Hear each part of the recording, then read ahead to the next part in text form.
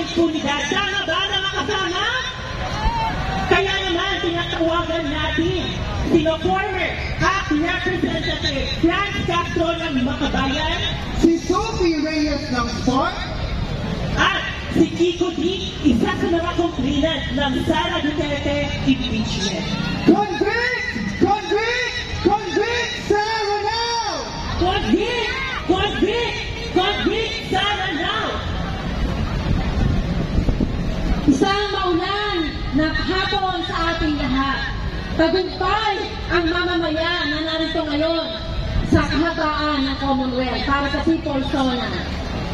Pagbati sa lahat ng mga ayaw sa mga kurap at gustong managot ang mga opisyal na nangungurakot. Sino rito ang ayaw sa kurap? Sino dito ang ayaw kay Sara Duterte?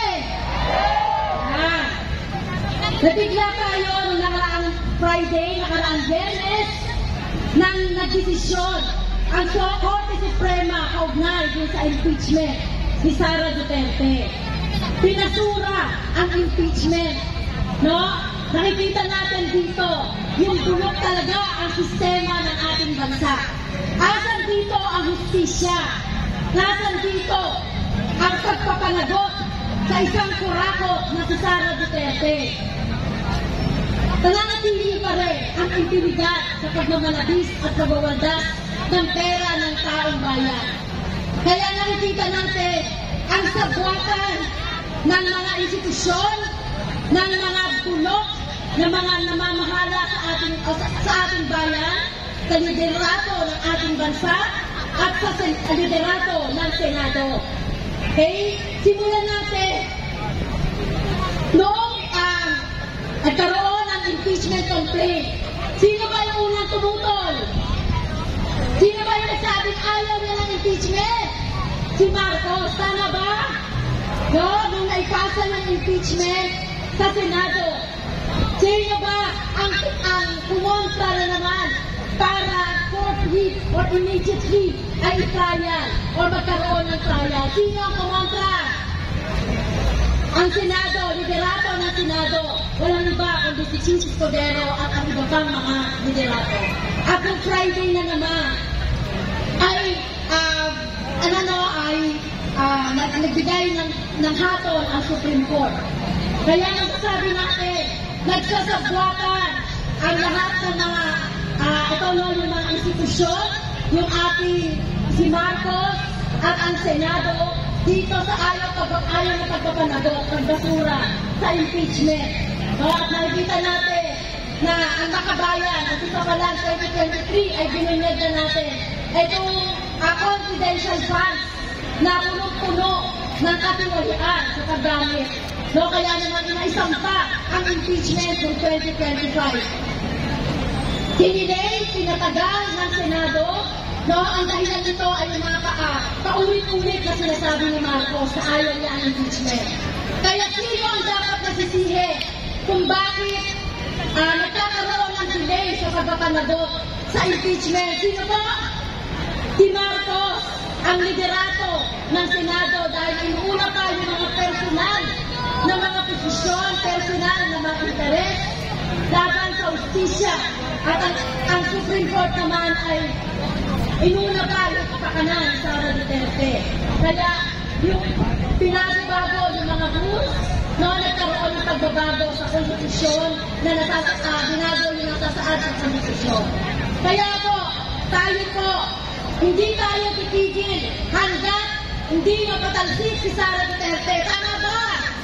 Patalsikin si Sara Duterte, i-impeach si Sara Duterte, tayo ang magsisilbing hukom at gagamitin natin ang buong lansangan para gawin natin korte. So tayo ay naniningil kay Sara Duterte, kay Marcos na nagpabaya. Marcos, siningil! Duterte, panagutin! Duterte, panagutin! Marcos, siningil! Ang tao, ang bayan! Ngayon ay lumalaban.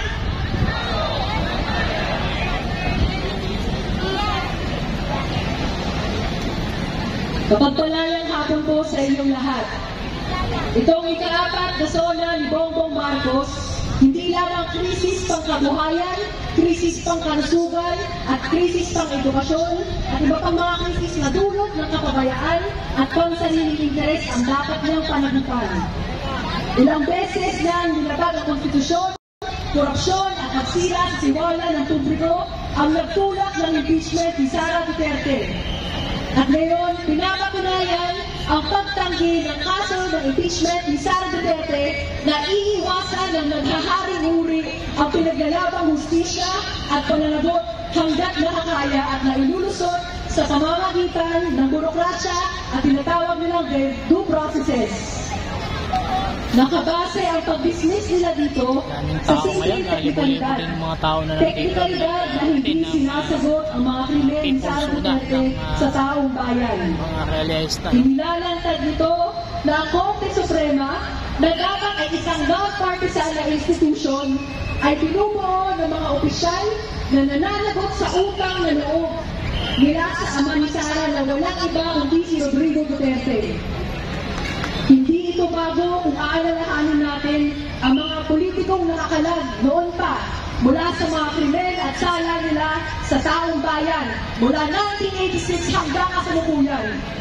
Ang lumalabas dito ngayong SONA ng paniningil ay pagkakataon para sa kilusan, para sa masa na magsama at palakasin pa ang ating mga panawagan para mapanagot ang mga katulad ni Bongbong Marcos at katulad ni Sara Duterte. Makita ka!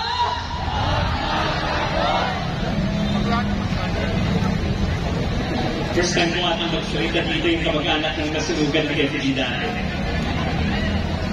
Mga kababayan, ako po si Kiko Aquino D, isa sa mga mamamayang naghain ng impeachment complaint laban kay VP Sara Duterte.